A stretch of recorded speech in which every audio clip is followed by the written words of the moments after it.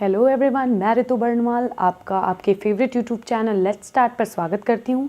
आज जैसा कि आपको दिख रहा है हम डिस्कशन करेंगे अबाउट रिप्रोडक्शन इन पैरामीशियम। ठीक है, जो पैरामीशियम में रिप्रोडक्शन होता है वो सेक्सुअल एंड एसेक्सुअल दोनों तरह का होता है। एसेक्सुअल रिप्रोडक्शन जो होता है वो ट्रांसवर्स बाइनरी फिजन के थ्रू होता है। ठीक है, so this is the figure, मैं इसको एक्सप्लेन करती हूँ, देन आप इसको ड्रॉ करिएगा कि फर्स्ट क्या होती है इनमें प्रोसेसेस की जब पैरामीशियम एसेक्सुअल रिप्रोडक्शन करते हैं इन फेवरेबल कंडीशन। ठीक है, ये पॉइंट इंपॉर्टेंट है क्योंकि क्वेश्चन पूछ देता है कि ट्रांसफर बाइनरी फिजन किस कंडीशन में होता है, तो इन फेवरेबल कंडीशन। ठीक है, ये आपको टिक करना है। सो फर्स्ट क्या होता है, जो पैरामीशियम होता है स्टॉप देयर फीडिंग हैबिट्स। ठीक है, एंड जो इसका ओरल पार्ट है that is start to disappear. ठीक है, after that it is disappear totally and the macronucleus divided amitotically. ठीक है, amitotically macronucleus divide होता है, micronucleus is divided mitotically means it completes all the 4 stage that is occur in micronucleus. ठीक है, या फिर mitotic division वो कौन कौन सी होती है, prophase, metaphase, anaphase and telophase. ठीक है, after that there is a formation of a furrow. ठीक है, this transverse furrow takes place and it divides this paramecium into 2 halves. ठीक है, one is anterior halves that is called that is daughter nuclei or daughter paramecium that is called proter, which has anterior contractile vacuole, and the other end, the posterior end, is converted into daughter paramecium. ठीक है, which have posterior contractile vacuole. ठीक है, and it is called ऑफिस्ट। ठीक है, तो ये दोनों डॉटर न्यूक्लियाई या डॉटर पैरामीशियम का फॉर्मेशन होता है और after that after some time after feeding and other activities के थ्रू ये क्या करते हैं, फिर से कॉन्ट्रेक्टाइल वैक्यूल जो एंटीरियर कॉन्ट्रेक्टाइल रखे हुए हैं डॉटर पैरामीशियम जिनको हम प्रोटर कहते हैं वो पोस्टीरियर का फॉर्मेशन कर लेते हैं और अदर ऑर्गेनल्स का फॉर्मेशन कर लेते हैं, और ठीक वैसे ऑफिस तो क्या करते हैं, एंटीरियर कॉन्ट्रेक्टाइल वैक्यूल का और अदर पार्ट्स का फॉर्मेशन कर लेते हैं या डेवलप उसको कर लेते हैं। सो ये बेसिकली प्रोसेस क्या है, ट्रांसवर्स बाइनरी फिजन की। ठीक है, आप इसको ड्रॉ कर लीजिए, फिर मैं इसके बारे में लिखवा देती हूँ पॉइंट्स को। आई होप आपने ड्रॉ कर लिया होगा। सो नेक्स्ट हम पॉइंट्स जो हैं जो मैंने आपको बताया है उसी को हम पॉइंट्स में लिख लेंगे। ठीक है,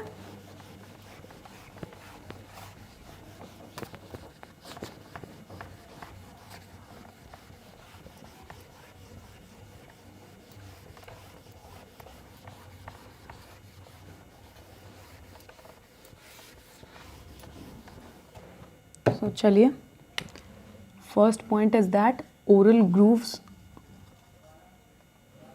paramecium stops feeding. Paramecium stops its feeding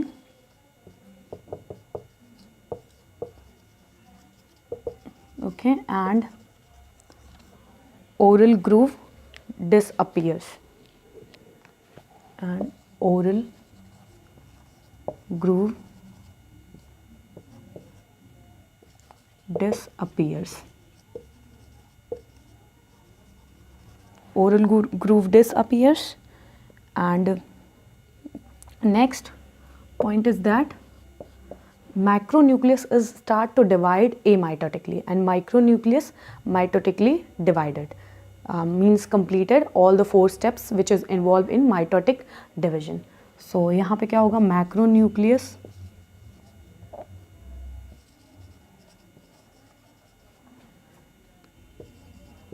divides amitotically and micronucleus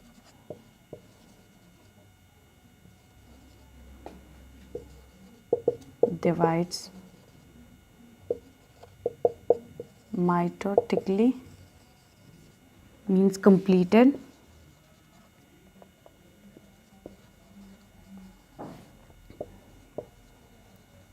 prophase metaphase जो प्रोसेस होती है। ठीक है, prophase, metaphase,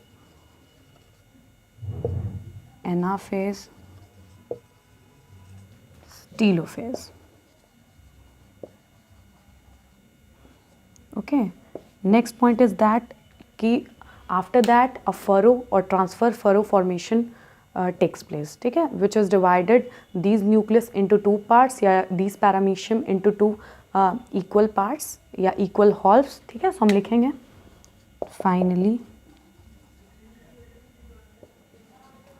finally a transverse furrow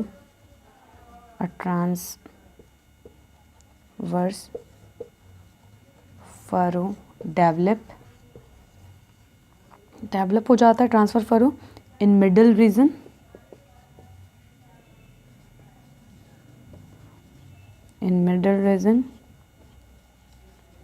dividing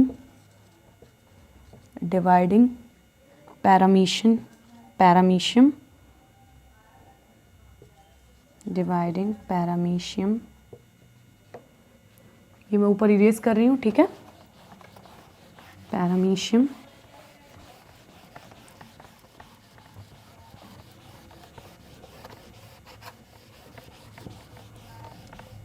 क्या करता है, dividing paramecium into two equal हाल्व्स,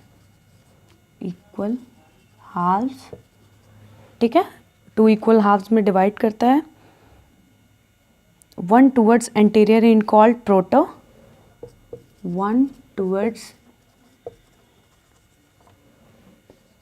anterior in called prota, which have anterior contractile vacuole. Anterior in called prota that have anterior contractile vacuole and other posterior end called opisth, ठीक है. opisth that have posterior contractile vacuole, ठीक है. सो ये points हैं, इसको आप note करिए. Next जो क्या होता है other contractile vacuoles and cellular जितने भी ऑर्गेनेल्स होते हैं वो रीजेनरेट हो जाते हैं इन डाटा पैरामीशियम. सो हम वो लिखेंगे other contractile vacuole and cellular organelles regenerated, ठीक है, regenerated in each daughter paramecium.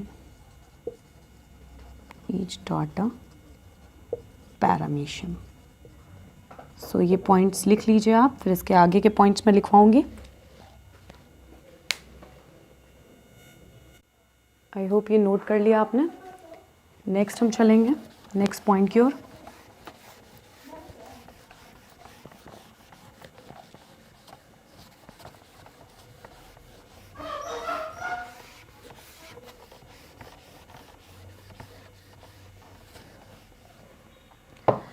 This type of division also known as homothetogenic division, ठीक है.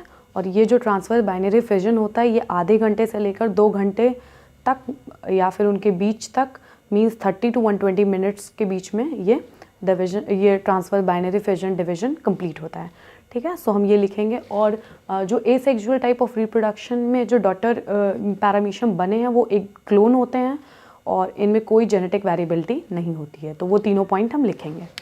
क्या this division also called,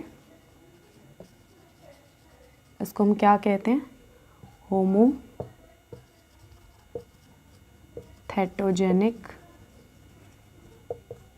division,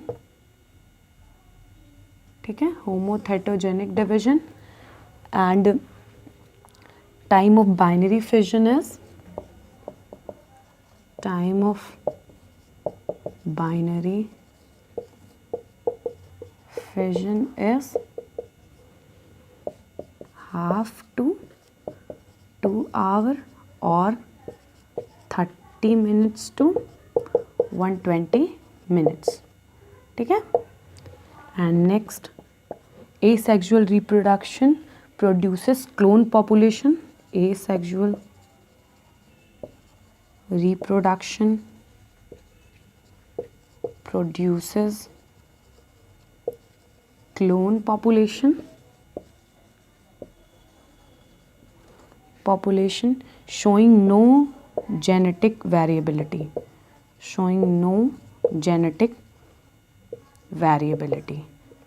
ठीक है। and this type of or genetic variability occur in sexual reproduction. No genetic variability, ये sexual reproduction में ऐसा नहीं होता। आज का आपको मेरा लेक्चर कैसा लगा हो, प्लीज़ इसको कमेंट बॉक्स में बताइए। अगर आपको मेरा आज का लेक्चर अच्छा लगा हो या बुरा भी लगा हो, कोई कमी आपको लग रही है, वो भी आप कमेंट बॉक्स में कमेंट करिए। और अगर आपको अच्छा लगता है तो प्लीज़ इसको लाइक करिए और ज़्यादा से ज़्यादा शेयर करिए। और अगर आपको मेरा चैनल अच्छा लगता हो, आपके लिए बेनिफिशियल लगता हो, तो प्लीज़ इसको सब्सक्राइब करिए। और इसी के साथ थैंक यू सो मच।